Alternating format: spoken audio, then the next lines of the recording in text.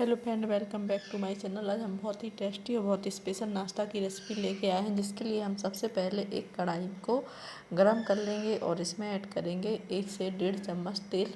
इतना ऑयल फिर ना ज़्यादा इसमें ऑयल होगा ना कुछ। बहुत ही प्यारी, बहुत ही टेस्टी रेसिपी बन के तैयार होगी। बस आप इसको बिल्कुल भी स्किप ना करें, स्टेप बाय स्टेप फॉलो करें, तभी परफेक्ट बनेगी। उसमें मैंने आधा चम्मच जीरा ऐड किया है।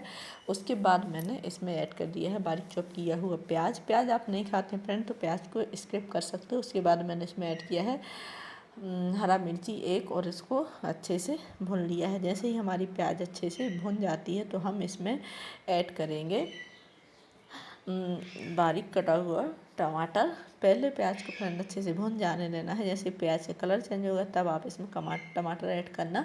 उसके बाद टमाटर ऐड किया है तो तुरंत ही आप इसमें नमक ऐड कर दीजिएगा, जिससे क्या होगा, टमाटर हमारा जल्दी ही सॉफ्ट हो जाएगा। और हम इसको अब थोड़ी देर पका लेंगे। जैसे ही हम इसको थोड़ी देर पकाएंगे तो हमारा टमाटर हल्का सा सॉफ्ट हो जाएगा। तो इसी टाइम हम इसमें ऐड कर देंगे कुछ मसाले।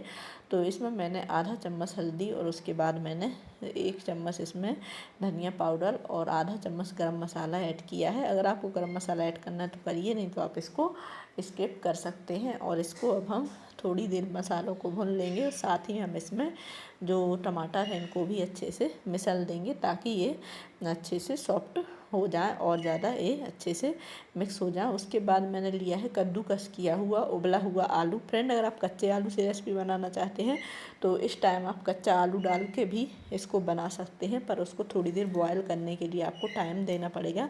मैंने इसको बॉयल आलू से बनाया है तो मैंने इसको ज़्यादा टाइम नहीं दिया है। बस इसको मसालों में मिक्स किया। मिक्स करने के बाद पहले अच्छे से मिक्स कर देना है। साथ ही मेरी रिक्वेस्ट है फ्रेंड कि वीडियो को लाइक और चैनल को सब्सक्राइब कर दें। साथ ही साथ कमेंट में भी बताएं कि आपको रेसिपी कैसी लगी।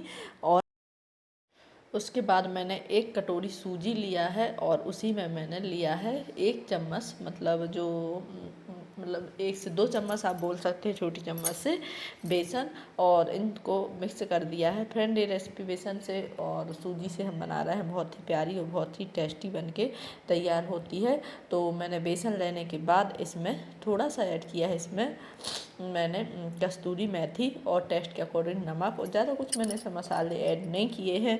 आप इसमें चाहें तो चाट मसाला वगैरह भी यूज कर सकते हैं, पर मेरी रिक्वेस्ट है कि इसको इतने ही मसालों में बनाएं। आप ज़्यादा से ज़्यादा इसमें अजवाइन और ऐड कर दें, और ज़्यादा कुछ ऐड ना करें। सादे से ही मसालों में बहुत ही प्यारी रेसिपी लगने वाली है। और नमक डालने के बाद इसमें मैंने थोड़ा थोड़ा पानी डाल के इसका डो बना लिया है, ताकि हमारी सूजी अच्छे से घुल जाए और इसमें कोई भी वो ना हो। तो इसमें अब हम थोड़ा थोड़ा सा पानी डाल के एक घोल बना के तैयार करेंगे। घोल थोड़ा सा पतला ही रखना है फ्रेंड, क्योंकि इसमें जो सूजी है हमारी फूलती है, इसलिए। उसके बाद हम क्या करना है कि जैसे हमारा घोल अच्छे से थोड़ा थोड़ा पानी डाल के बनाए, एकदम ज़्यादा भी ना एकदम से पानी डाले, नहीं तो क्या होगा कि इसमें जो है गिठली पड़ जाएगी। पहले आपको इतना ही ऐसे ही घोल बनाना है, इसके से थिक नहीं अभी बनाना है। उसके बाद आपको क्या करना है, जो हमारा आलू वाला मैंने मसाला बनाया था उस मसाले को इस घोल में ऐड करना है। तो घोल थोड़ा सा थिक था तो थोड़ा सा और पानी डाला, ताकि मैंने जो घोल है इसमें आलू का मसाला ऐड करने में आसानी हो। तो इसको ऐड करने के बाद मैंने इसको अच्छे से मिक्स कर दिया। मिक्स करने के बाद मुझे लगा कि ये थोड़ा सा थिक और है, तो मैंने इसमें थोड़ा सा पानी और ऐड कर दिया था। पर उससे पहले मसाले को अच्छे से मिक्स कर दें।